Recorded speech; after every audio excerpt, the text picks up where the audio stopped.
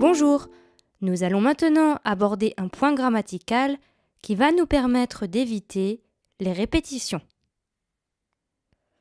Vous vous souvenez de ce que dit la directrice dans le dialogue quand elle parle des parents? Nous leur expliquons le fonctionnement de A à Z. À qui elle explique le fonctionnement de A à Z? Oui, aux parents. Vous vous souvenez de ce que dit l'assistante maternelle quand elle parle des activités de l'enfant qu'elle garde? Je lui lis des histoires. À qui elle lit des histoires? Oui, à l'enfant. Ces deux phrases ont la même signification. Nous expliquons le fonctionnement de A à Z aux parents. Nous leur expliquons le fonctionnement de A à Z. Que remarquez-vous? Oui, dans la deuxième phrase, aux parents n'est pas répété. C'est le mot leur qui substitue aux parents.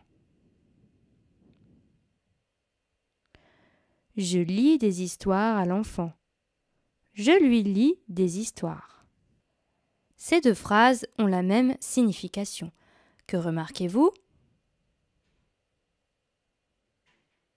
Oui, dans la deuxième phrase, à l'enfant n'est pas répété.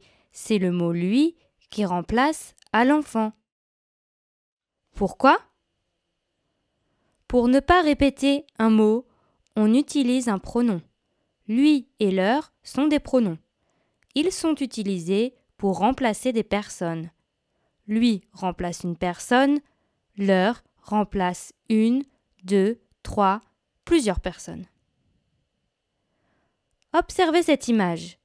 On dit « je lui lis une histoire parce qu'il y a un enfant ». Mais avec cette image, on dit « je leur lis une histoire parce qu'il y a beaucoup d'enfants ». Pourquoi ces pronoms? Observez, on dit parler à quelqu'un, répondre à quelqu'un, expliquer à quelqu'un, lire à quelqu'un, écrire à quelqu'un. Comme beaucoup de verbes de communication, dire à une personne, téléphoner à une personne. Donc, quand on veut remplacer à plus une personne, on utilise un pronom COI, un pronom complément d'objet indirect. Si vous posez la question à qui et si la réponse est à moi, alors on utilise le pronom me. Si vous posez la question à qui et si la réponse est à toi, alors on utilise te. Si vous posez la question à qui et si la réponse est à lui ou à elle, alors on utilise lui. Si vous posez la question à qui et si la réponse est à nous, alors on utilise nous. Si vous posez la question à qui et si la réponse est à vous, alors on utilise vous. Si vous posez la question à qui et si la réponse est à eux ou à elles, alors on utilise leur. Exemple, je leur parle de la journée de crèche. Je parle à qui? Aux parents. Je leur parle. Les parents me répondent.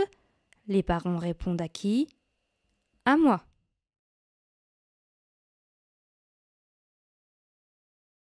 Où se placent ces pronoms? Je lui chante des comptines, je lui lis des histoires, nous leur présentons la crèche, ils nous posent beaucoup de questions.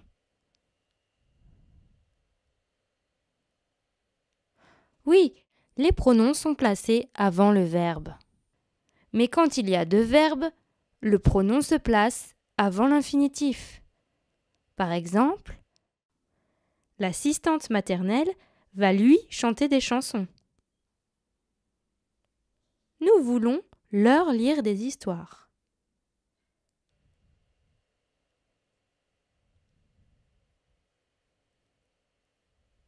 Souvenez-vous, vous avez déjà étudié les pronoms?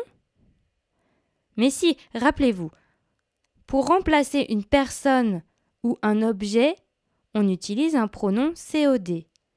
Me, te, le, la, l'apostrophe, nous, vous, les. Exemple, les parents l'adorent. Les parents adorent la directrice. Pour remplacer a plus personne, on utilise un pronom COI. Me, te, lui, nous, vous, leur. Exemple, les parents lui écrivent. Les parents écrivent à la directrice. Vous pouvez maintenant vous entraîner dans les exercices. Bonne continuation et bon courage.